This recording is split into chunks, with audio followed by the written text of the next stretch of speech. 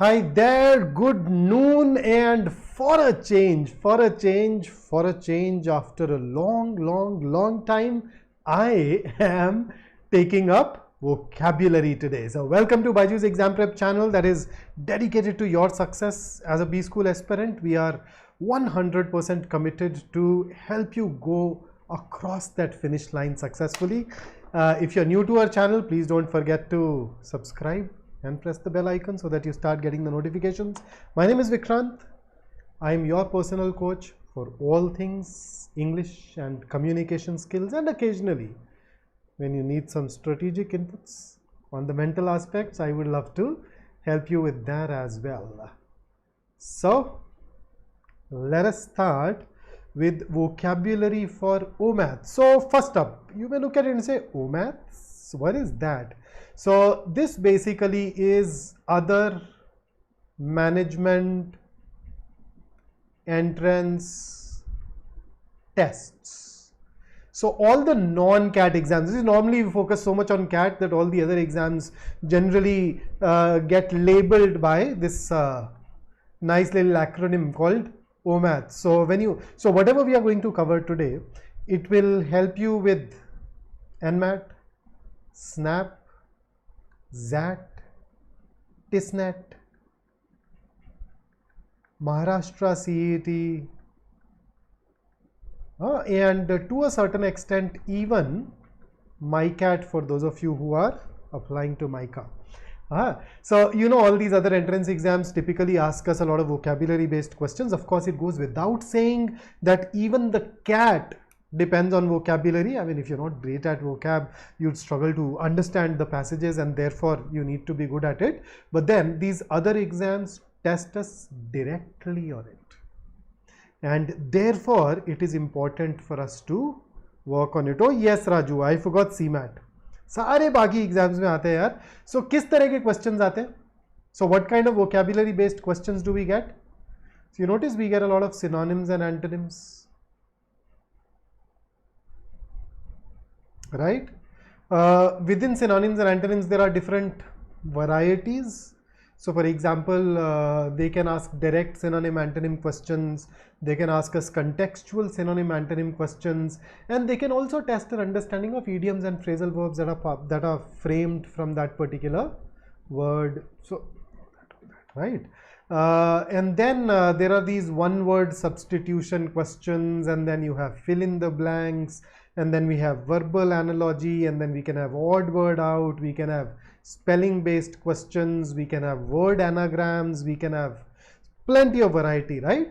So out of that plenty of variety, we will at least ensure that we go through certain question types, and in that process of going through the certain question types, we'll obviously keep on learning some new words. So we'd essentially be able to do both the things today: learn new words and at the same time refine our strategy for solving or attempting vocabulary based questions. So very good afternoon to Kid with Blood, Srishtu, Tarun, Pratyusha, Rajshri, Sonal, Saket.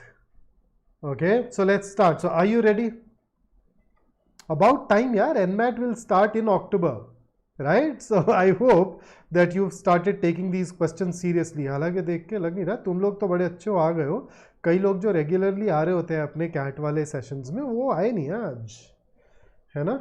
उनको लग रहा vocabulary तो ऐवी है, हो जाएगी, but ऐसे नहीं होता यार. काम मेहनत तो करनी ही करनी पड़ेगी, even on vocabulary. So let's start. So here are the directions for the first 5 questions on your screen. Please read the directions carefully, and then I will take it up from here. Hi Shraddha, ready? So the first 5 questions are questions where I am asking you for synonyms, but instead of using the word synonyms directly, the directions ask you to pick up the word which is nearest in meaning or closest in meaning. Does that make a difference? Hell yes. This direction gives me the opportunity to make the questions difficult. After all, what are synonyms? Quick, what are synonyms? How do you define them?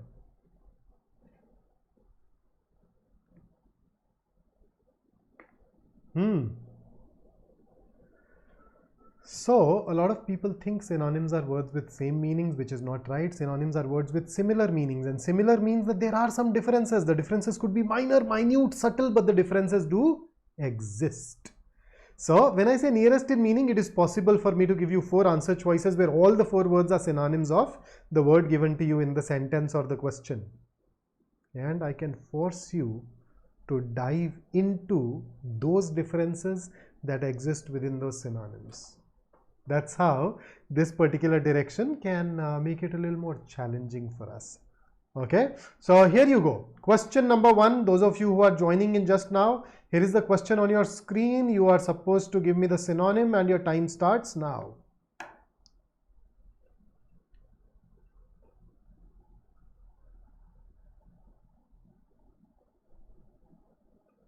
Good afternoon, Vaishnav.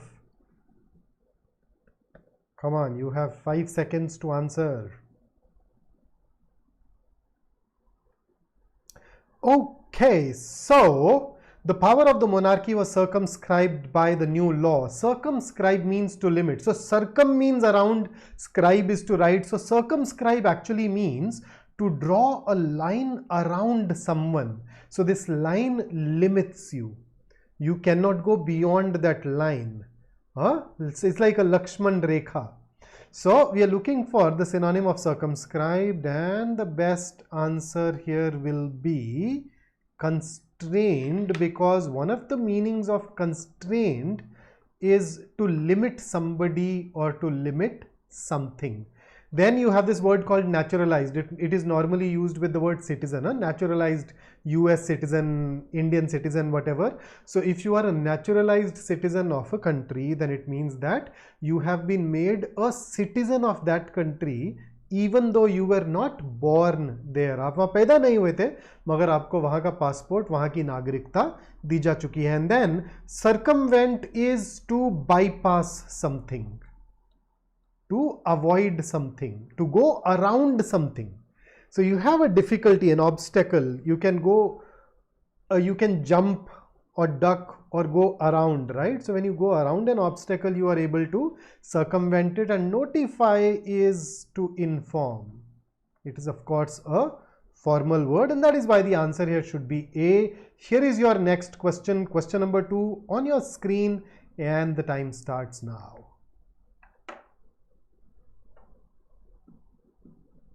But my God, I think almost all of us managed to get this right. That was absolutely amazing.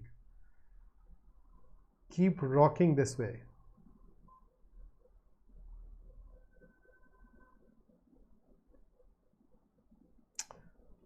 So incongruous. Incongruous basically means something that is a misfit. Something that appears strange, appears wrong in a given situation, something that does not fit in a given situation, right? And we are looking for a synonym. So let's see, what is unswerving? Unswerving simply means not changing. So my unswerving commitment to your success is my USP. Constant again means not changing. Unvarying again means does not vary, that is not changing. And then we have inappropriate, which means not suitable. So it is this inappropriate which comes closest to incongruous here, and that is why we should go ahead and mark D as our answer. And you guys are once again rocking it, getting everybody who's attempted managed to get it right. Although, may I say, not all of you are attempting.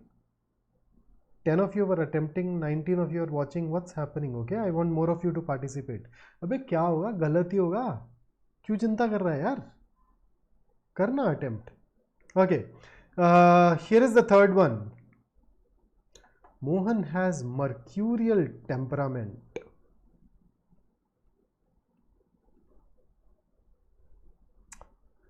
And the clock is ticking now.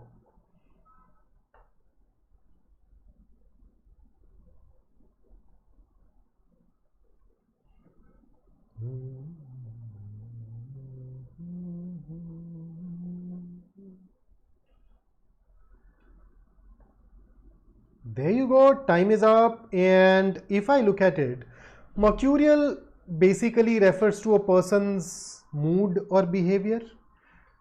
In this case, you can see temperament. So if a person has mercurial temperament, it means that his mood, his temperament changes suddenly, changes often without any rhyme or reason. So this is a negative word. Okay, such people can also be called whimsical. Volatile is something that can change suddenly and unexpectedly. Appears to be the right answer. But then pleasant, definitely not mercurial. Agreeable again means pleasant or ready to agree, not mercurial. And then you have merciful is a person who shows a lot of sympathy, feeling sympathy for somebody or showing sympathy for somebody. Once again, not a synonym, and that is why the right answer here will be option A, volatile, not C. Agreeable does not mean changes suddenly, right? Here is your next question on the screen, and the clock is ticking. Man, you guys are already good, huh? I should have picked up some tougher questions. I've not been working with you on vocabulary for quite a while on YouTube. Now that I know this, I'll just try to jack up the difficulty level in the next session. With that, our time is up. So let's go ahead and look at the meaning of the word predisposition. So predisposition normally means likely to behave in a particular way. So all of us have these inclinations, these natural leaning towards acting in a certain way. I may even use the word habitual way, right? So that's one meaning of it. And then another meaning which I think is more suitable for this particular context will be to suffer from a particular disease, likely to suffer from a particular disease. So if somebody has a genetic predisposition to CAD, it means that he's likely to suffer from CAD. So which one of these is the synonym? In this context, you guys are absolutely spot on. It is vulnerability. I hope you know the meanings of the other words. In case you do not, let me know and I would love to explain it to you. And here is the last synonym for you. So once again, those of you who are joining in just now, you are supposed to give me the synonym or the word which is nearest to the underlined word in this sentence, and you have 20 seconds for it.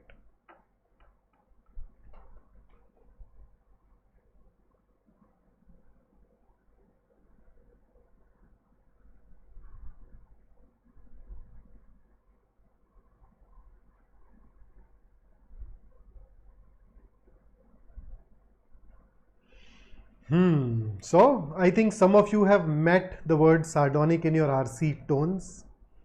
Sardonic is basically humorous, but in an unkind way. So there can be humor where you make people laugh, and there is humor which is unkind. Through that humor you want to show that you do not respect someone. So you can, another synonym that we can use is taunting. And a word which is very close to taunting here is mocking, and that is why our answer here should be option A. Some of us have also picked up D, so let's look at D. Deferential is polite behavior due to respect. Polite, when you deal with somebody politely out of the respect that you have for that person, you are being deferential. And for that matter, even B and C also mean respectful. C is also sort of synonym, is just a higher degree of respect. So that, yes, Vaishnav, sarcastic can definitely be used as another synonym for question number 5 for sardonic. And with that, let's switch up things a little. So for the next 3 questions, not 6, 7 and 8,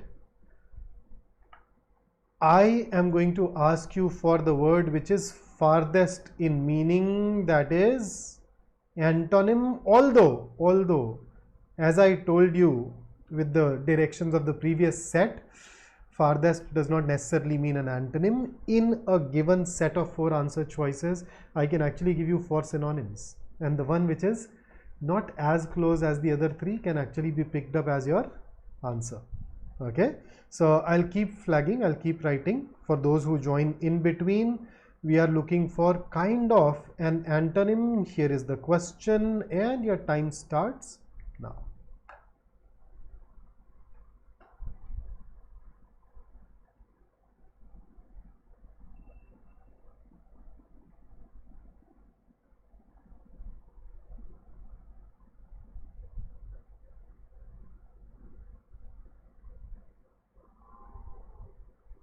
Okay, so who is a hedonist?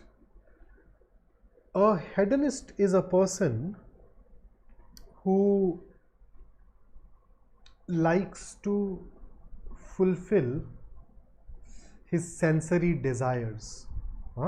Somebody who believes that seeking material pleasure is the most important thing in life. Seeking material pleasure is the most important thing in life. So if I were looking for a synonym, I will choose B as my answer. If I were looking for a synonym, which I am not, I am looking for an antonym. So B is ruled out. So can it be coward? No, coward is the opposite of somebody who is courageous or brave. Right? A and C in fact are antonymous. They have nothing to do with hedonists. And that essentially leaves you with ascetic, and that should be the answer. Who's an ascetic? Ascetic is a person who avoids the physical pleasures and lives a simple life. It's usually done for religious reasons, but then it is not always necessary. So anybody who practices this great self-denial, somebody who stays away from all the physical pleasures, can be termed an ascetic. So as you can see, it's actually antonymous. It's actually diametrically opposite to the word hedonist, and therefore the answer should be D. Here comes the next question.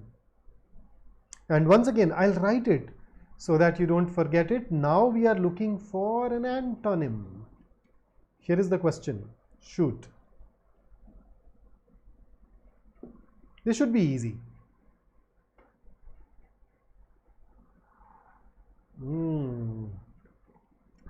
And let me also relish some of these hedonistic pleasures of a well-made cup of nice, fragrant, aromatic coffee.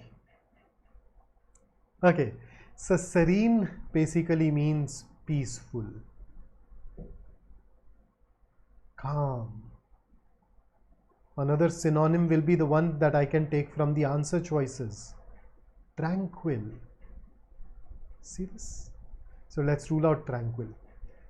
Anything to do with clear? Nope. Scenic. Scenic is nice scenery, something which is worth watching, looking at. No. What is ruffled? Ruffled essentially means somebody who is disarranged. Somebody is not in a proper order, where things are happening in a little haphazard manner, and that's why A should be our answer here. Something that a lot of you. Vaishnav says, I'm an ascetic until the CAT exam. That's a absolutely wonderful thought. I am sure that asceticism will be very useful, particularly if you can become an ascetic towards social media. All that half of us need to do is stop doom scrolling, and suddenly we have a lot of time in our lives. Next question on your screen. Your time starts now, and once again, those of you who are joining in right now, भैया antonym बताना है, synonym मत बता देना.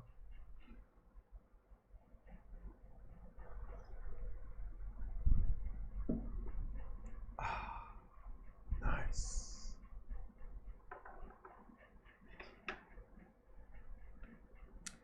So, fetter. What is fetter? Fetter essentially means to restrict somebody's freedom. In fact, when we use fetter as a noun, fetters actually, it refers to chains that are used to tie a person, bediyan, zanjeere. So as a verb, fetter means to restrict. And what is the opposite of restrict? To set free, which is given by option B, liberate. Exonerate is to set somebody free from the guilt or the blame. So to officially declare that somebody is not guilty. Distract, I don't even need to tell you, but let me. Distract means to divert your attention towards something else, something which is not closer to your goal. And restore simply means bring something back to a former condition. To bring something back to a former condition. So I think it's still liberate is still the best answer choice for us. Restore simply means rolling back. It does not mean setting free. It is not the opposite of restricting, right? And that's why B. And with that, let's move over to our next set of questions. Here are the directions.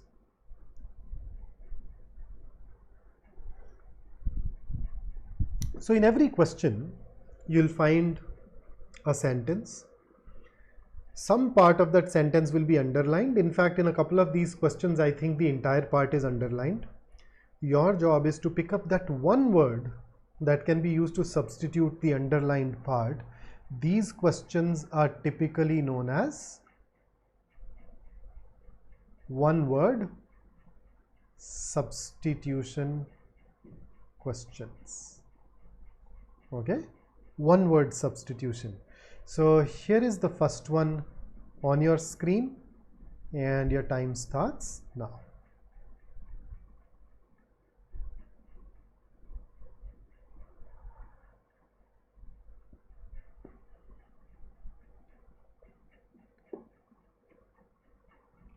These are close.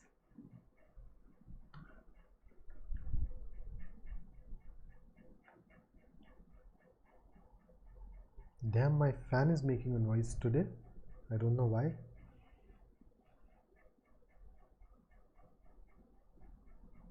Vaishnav, that's okay. We'll keep learning new words. Okay.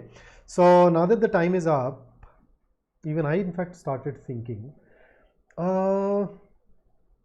If you look at calamity, calamity is an event that causes, calamity is basically what a disaster. Then scenario, we all know. Fiasco, fiasco is a complete, total, utter failure. Especially a very humiliating failure is called a fiasco. So if you follow cricket, so let us say my team had a match with some other team where we lost by a really huge margin, or say we got shot out for 20 runs and everybody was out, that'll be a fiasco. And then you have imbroglio.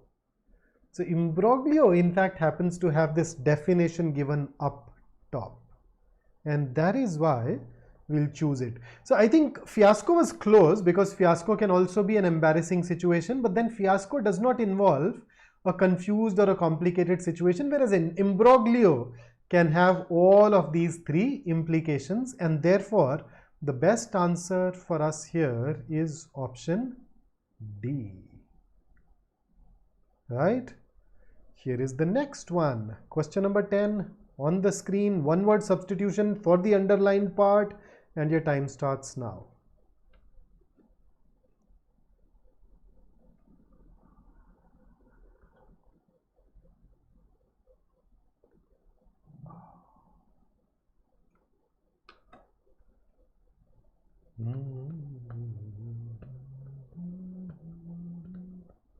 Yeah, Ranit, I'd add one more word to that though. It is a humiliating failure instead of condition. So let us see. Somebody who is hard to please is somebody who is called fastidious. So there are people who know a lot about a particular area. You cannot fool them. They have the discerning eye. So they are called fastidious. Frivolous and facetious. Both of these words normally indicate an attitude where the person is lacking in the requisite seriousness. When you lack seriousness, you are frivolous or facetious, although there is some difference. So frivolous is when you behave in a silly way and you do not take things seriously, whereas in facetious, you're not serious about something, but you're doing that in an attempt to appear funny or to appear clever. You want to portray that you're cool, and therefore you are acting that you're not serious. That's facetious. In frivolous, you just behaving in a silly way because you genuinely do not take that thing seriously. And ferocious simply means frightening and violent, a ferocious animal, right? And with that, let me take you over to your next one word substitution. Here it is on your screen and your time starts now. Let me see what you mark as your answer for this one.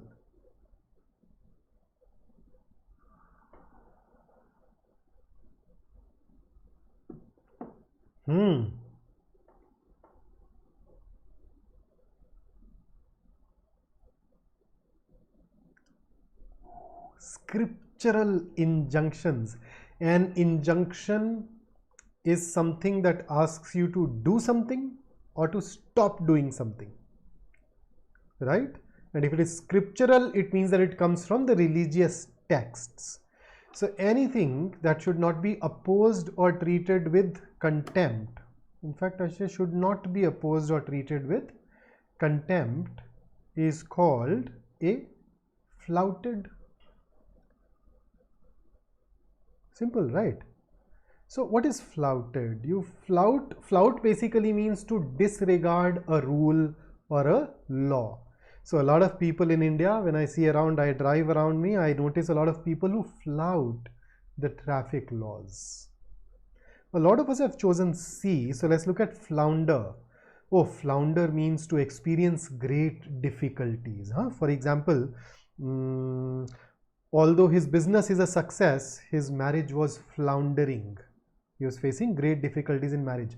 Flounder also has this other meaning, and that is to when you are not able to decide what to do at all, you know, when you are completely unable to decide what to do. So for instance, happened to me once, I don't know whether it's happened to you or not. Has it ever happened to you where you went to somebody and said I love you, and the other person asked you why do you love me? And this why do you love me, when this is asked, a lot of people flounder. They are unable to decide what to say to this. Then some of us also chose B, flounced. Flounce. How do I make simplified? Okay, flounce is, there are times when you walk in such a way that you want to attract attention towards yourself. There are times when you walk and move in such a way that you want to show that you are angry, that you are upset. So for example, you had a fight with somebody and they say, don't call me ever again, and then you flounced out of the room, जिसको हिंदी में बोलते हैं ना पैर पटकते हुए चला गया. सो पैर पटकना देख रहे हो, थोड़ा लार्ज नोटिसेबल फिजिकल मूवमेंट है, that attracts attention towards the fact that you are angry. That is flounce. Okay, and all of us know flaunt. I'm a Punjabi, nobody knows it better than I do actually. Flaunt means to show off. Flaunt means to make sure that people notice something that you are proud of in order to get their admiration. Okay, but you know, flaunt is a negative word, and we should not flaunt anything whatsoever. Okay, but here it is flouted. This turned out to be tricky because all the words appeared to be very close by. So I hope our discussion helped you. Here is the next one, the last one word substitution on the screen. Your time starts now. This should be easy. I don't know, easy, difficult, I don't know. Let's see. Just go ahead, give it a shot.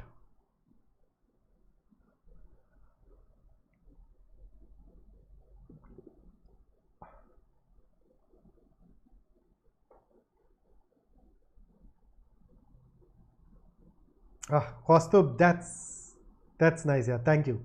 I hope that was helpful. So the answer is A. Debonair is used for an attractive, confident, and stylish man, whereas coquette is a flirtatious woman. Okay, or if I were to use a slang, I'll say a tease, right? That leaves us with connoisseur. connoisseur. Who's a connoisseur? A connoisseur is a person who knows a lot about a particular area. That area can be art, food, drinks, whatever. He knows a lot and can judge the quality of the things within that particular area. So I think a word that I can think of just close to it is somebody who's an expert in a particular domain. Somebody who can judge things critically and really well in a particular domain. So that's connoisseur. So we have people who are art connoisseurs or wine connoisseurs and all that, right? For it, then right now I want all of you to become word connoisseurs. And if you keep on doing that, you would pretty soon become a cynosure. Apple of my eye.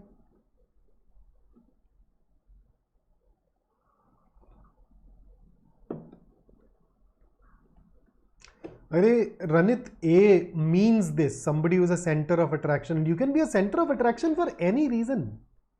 You can be a center of attraction not necessarily for your looks, right? You can be a center of attraction because of your behavior. It can be because of your performance. It can be because of your lineage. Moreover, who says that a debonair is always a center of attraction? He tries to. ऐसे तो फिर a lot of for a lot of guys, even a coquette will be a center of attraction. Who does not? Which guy wouldn't like a flirtatious woman? So if you remove A, we would think, but A is literal definition of that expression. Okay, and here is the direction for the next set, 13 to 19. I am going to test you using fill in the blanks. And fill in the blanks actually go beyond vocabulary. So yes, these questions test your vocab, but then apart from that, these will also test your comprehension. These will also test your logic. And then we can design fill in the blank questions to perform a variety of tasks. We can design them to see whether a person uses English in his daily life or not. We can design these questions to see whether you are good at things like connotation and collocation or not, all that and more. Okay, so let's go ahead and solve these. I did not change the timer. I'm still keeping it at 20 seconds, but some of these questions are lengthy, and for those lengthy questions I'll give you extra time. I will start the timer 10 seconds late for the lengthy ones. Okay, so here is the first one for you on the screen.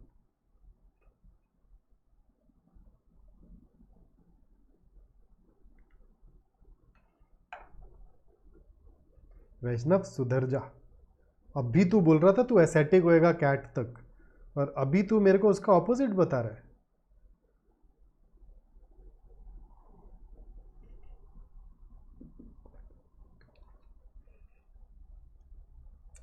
Okay, so what is tenacious? Tenacious is somebody who is dogged, somebody who is determined, somebody who is persistent, somebody who does not give up when things get tough. I want you to be a tenacious CAT aspirant. Cost effective, we all know. Altruistic is somebody who is selfless. So you notice selfish people, they always think of their own interest. Altruistic people do not think of their own interest, they think about what benefits the others and act accordingly. And then the last word that we happen to have here is thriftless. Thriftless is somebody who is careless and wasteful when it comes to utilizing his resources. The resources can be time, money, whatever. So let's see if I need to explain this, but I think so far everybody has managed to get this right. The answer is indeed option B, absolutely spot on. Huh? Fantastic. Here is the next one. Question number 14. What's your take?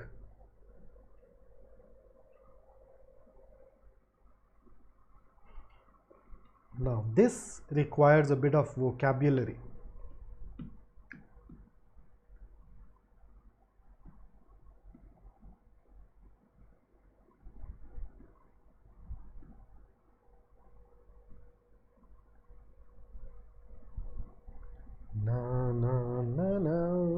Okay, so let's look at the words. I think all of us know what describe means, so I won't talk about that. Then we have devolve. Devolve essentially means to delegate to a lower level.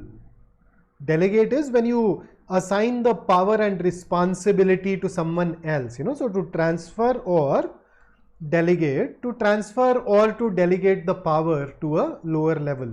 Dissolve, I think most of us know from chemistry that when a solid gets absorbed by a liquid, we say that it has dissolved, right? And then we have deprecate. Deprecate means to not approve of something, or to say that you do not approve of something. We often find it in this phrase, self-deprecating humor. Self-deprecating humor is humor where you make fun of yourself, where you say that, hey, I don't approve of certain behaviors of myself, of my own self actually. So to be a good manager, you must know how to, I think the best answer here will be B, devolve responsibility downwards, to delegate, transfer to a lower level. Deprecate will make no sense here, and therefore B it is. Okay, here is the next one.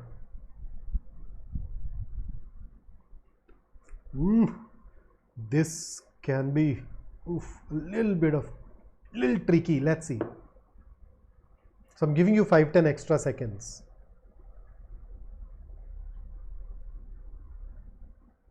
Okay, started the time now.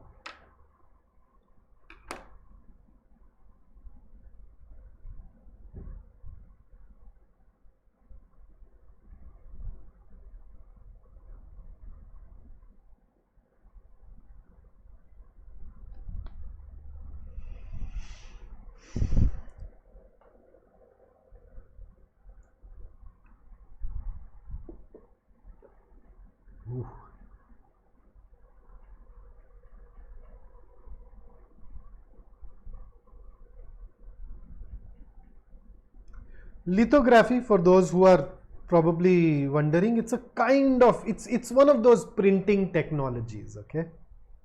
One of those printing technologies, not critical to arrive at the answer, but let's see. Verma is also known for having mastered the dash of his work on the lithographic press, through which his paintings spread far and wide. Now you notice a person, when you look at a painter, if he has paintings, he's a painter. A painter would typically make only one copy of a painting. He is not going to paint multiple copies. But once you have made a copy, once you have made a painting, you can somehow go on and make copies of it thereafter. Right? Fair enough? So that helps us rule out production, because production has to be done by the painter. The press can reproduce it, so that can be good, that can go. Having mastered the multiplying of his work, can you multiply paintings? You can come up with multiple copies, but we don't call it multiplying, so C is also ruled out. What is propagation? Propagation essentially means to spread. The action of widely spreading or promoting something. That something is usually an idea, theory, knowledge. But in this context, will a printing press help you propagate your work? Where your work is a painting. If your work is a book that contains certain ideas, then yes. Printing can mean you have more copies, and that means that your ideas will be spreading. But here it is a painting. So paintings are not propagated. But paintings can be reproduced, and that reproduction can help us spread that painting. And therefore, I think the best answer choice here is reproduction. So you remember a little while ago I talked about collocation. Collocation talks about whether two words are used together or not, right? For example, one very common mistake that we see is people come to me and say, sir, I will give CAT this year. But you know it and I know it by now that this is wrong. You don't give an exam, right? Do you give an exam?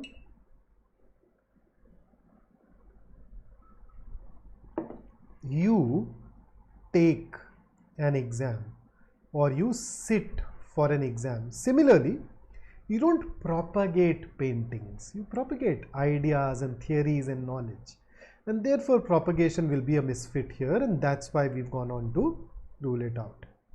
So that made it a difficult question, no doubt. But here is the next one. So far I've given you questions that are just one blank. You can also appear for the CAT, absolutely, Siddharth. Here is, okay, another one with a single blank, but this time around I am diving into the world of phrasal verbs. That is another aspect that we need to master. Somehow B schools are very fond of it. There was a time when CAT used to ask us vocabulary based questions. Phrasal verbs were a darling of the IIM paper setters as well, the CAT paper setters as well. So go ahead, tell me which phrasal verb will be the right one.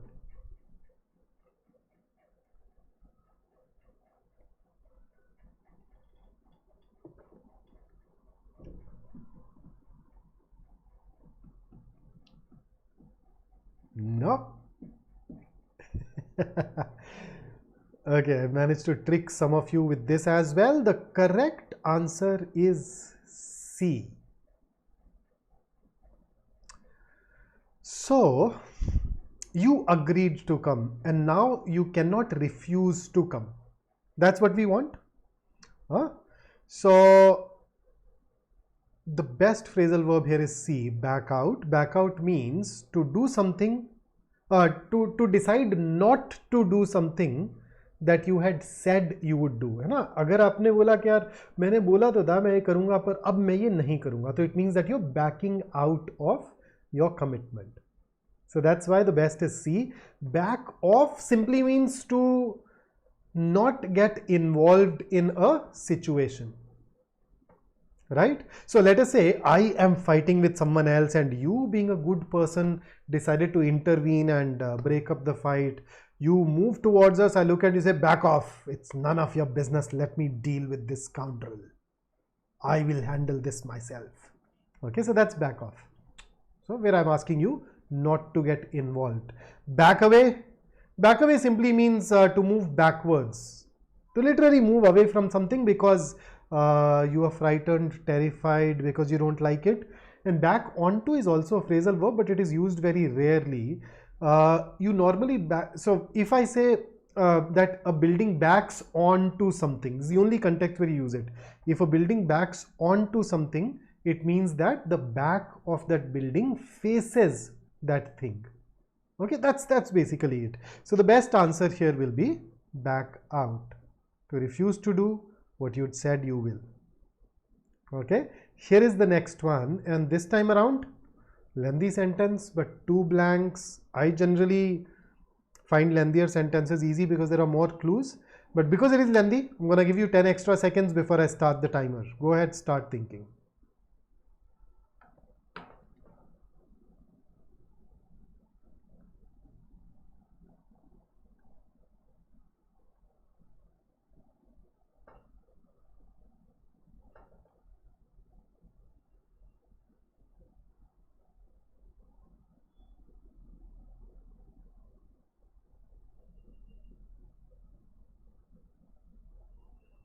Okay, starting the timer now.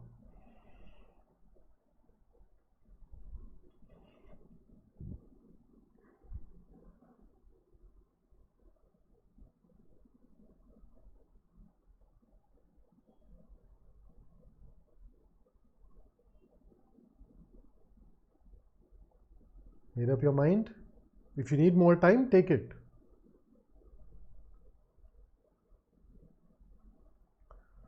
So I think in this particular situation, it is important for us to read the sentence and figure out what is being conveyed. So let us see. Later it's resentful something exposes. So let's look at the words. A, submission.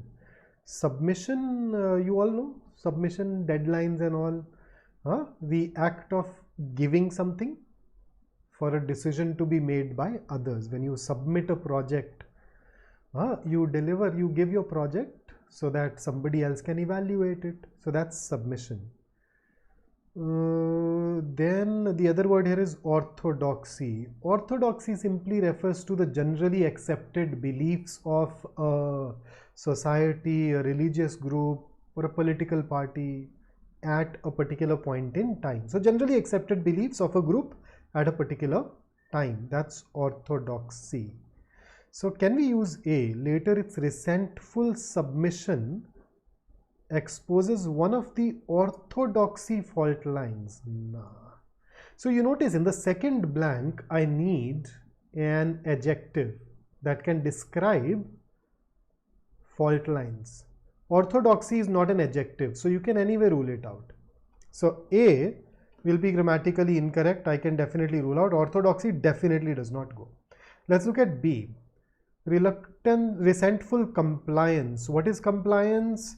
To obey a law, to obey a rule is compliance, and resentful compliance is they did not want to do it but they had to kinds, right? So resentful compliance works exposes one of the confounding fault lines. Confounding can mean confusing, surprising. Can that go? Grammatically, yes. Let's look at C. What is acquiescence? Acquiescence means reluctant acceptance of something. You did not want to accept it, but then you did because you were kind of forced to. You were unwilling, but you had to take it. Can we put it in here in the first blank? We can, but then the problem is it does not go very well with resentful. It's becoming a little redundant. Let's look at the next one. Consecutive fault lines. One of the consecutive makes no sense in the second blank, right? Consecutive simply means follows one after another without an interruption. Makes no sense here. So I had some problem with acquiescence, but I have a bigger problem with consecutive. So let's rule that out as well. Let's look at D. Resentful willingness. They are contradictory. What do you mean by resentful willingness? You're either willing or you're unwilling. And if you're doing something unwillingly, you can do it, but you then won't, but then you can't be, but then you won't use willingness, which is a positive word. So willingness does not go. Rectilinear. Rectilinear simply means formed from straight lines. That does not go in the second blank either. And that is why the best answer choice for us is option B. Yes, Siddharth, orthodoxy is a noun. That's in fact why we could actually rule it out very easily. So a 2 blank question followed by another 2 blank question for you. But this time around, the challenge will come a little more from vocabulary. And those of you who could get B there, man, really good job. Okay, really good job.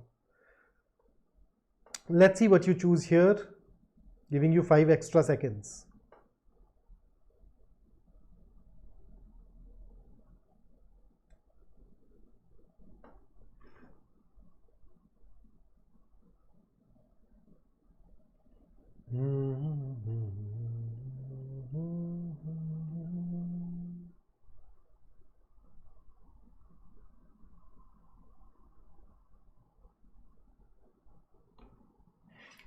So let's have a quick look at the meanings of the various words involved.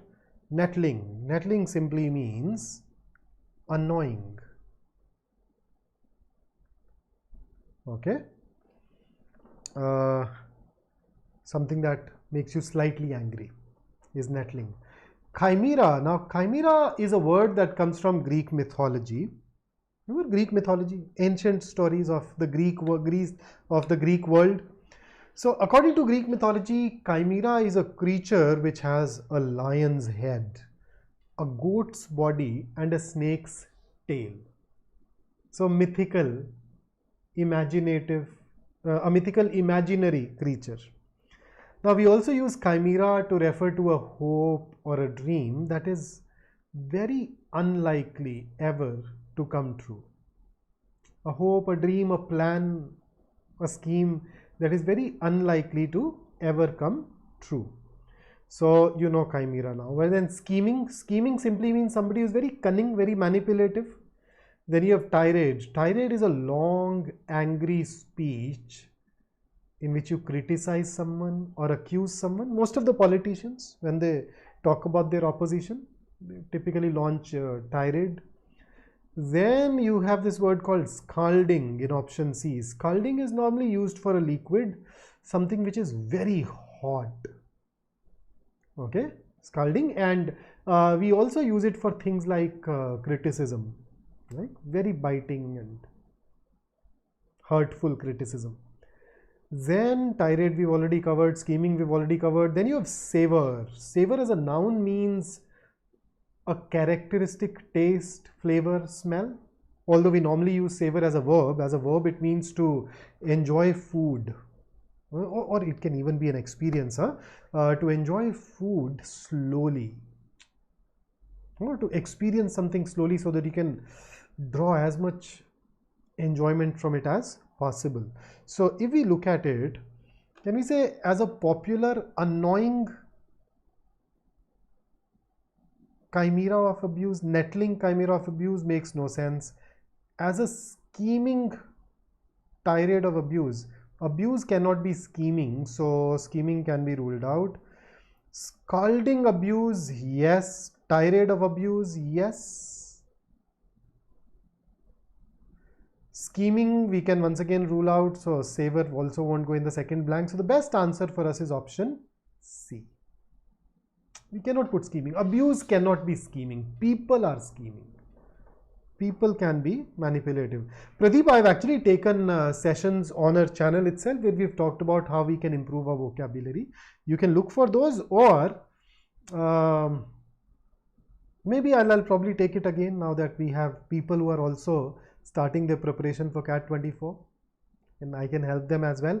And here is one last fill in the blank, but this time around I'll give you 3 blanks. And you know, XAT actually gives you fill in the blank questions with 4 blanks. We'll take it over to that level the next time around. So here you go. Easy peasy. Tell me. A bit of grammar and a bit of vocabulary. Your time starts now. So Ritik, Purvar, I've taken these sessions. You can Google them. If somebody from my team is listening in, guys, can you locate that video and maybe drop in the link here?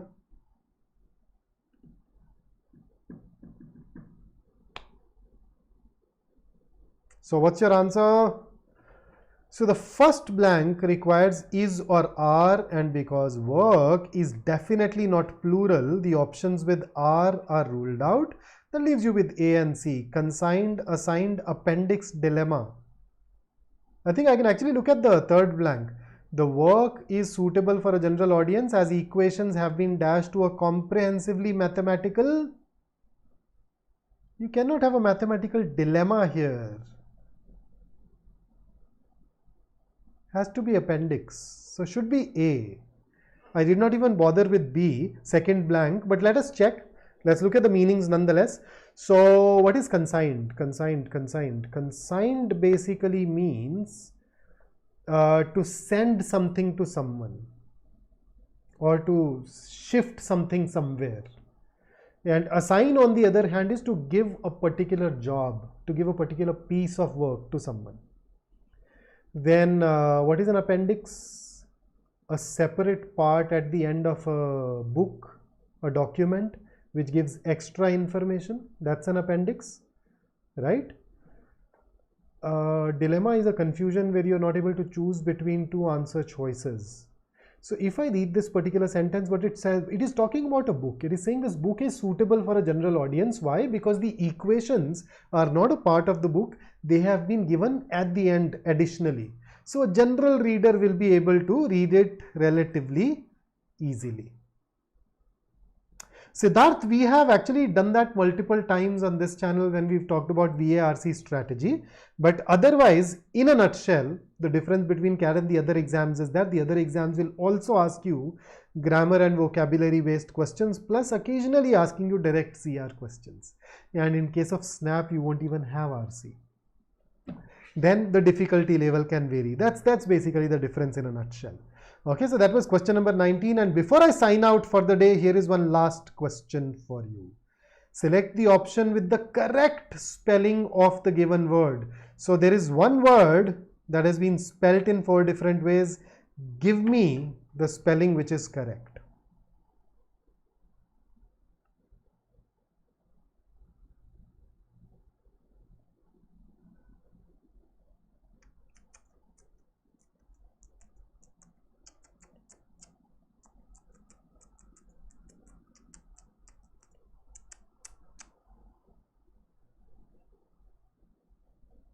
So the answer here is option B. Facsimile basically means an exact copy of a printed or handwritten, for that matter, page. Now we normally do not use the entire word, we use the short form of it, which is fax. So remember, what you call a fax machine is actually a facsimile machine. That's the correct pronunciation and the correct spelling. So the answer is B. Ritik, is it useful for CAT aspirants? Yeah, vocabulary is always useful for no matter which exam you're preparing for. As long as it involves English or communication, vocab is very useful, very handy. So B it is, and that takes care of all the vocabulary based questions. But here is a thought that I want to leave you with. Any fool can know, the point is to understand. So understand this. Okay, so that's it from me today. If you liked working with me, don't forget to like the session. And if you want to practice more, enroll in our test series, which gives you access to tons and tons of questions. And of course, more than 80 marks. Besides, you can achieve great percentiles by joining our comprehensive CAT program. In order to make the decision easy for you, we are giving you a 3-day free trial plus a scholarship test on the 27th. Right? And a quick reminder, we have our All India Open Mock window is open. If you've not registered for it, if you've not attempted it yet, please do so at the earliest. And we are conducting a workshop on 20th of August on our app. It is through registration only. If you want to know why a person should do an MBA, what kind of job opportunities exist afterwards, should you gain work experience and then sit for the exam, or vice versa, whatever, all of those questions and many more will be answered through this session that will be taken by Srinivas sir. And that's where I'll call it a day. It was a pleasure working with you. If you need me, please remember, I'm just a message away. So until I see you next, stay safe, stay focused, stay in touch, have fun, and don't forget to like the video. Take care. Jai Hind.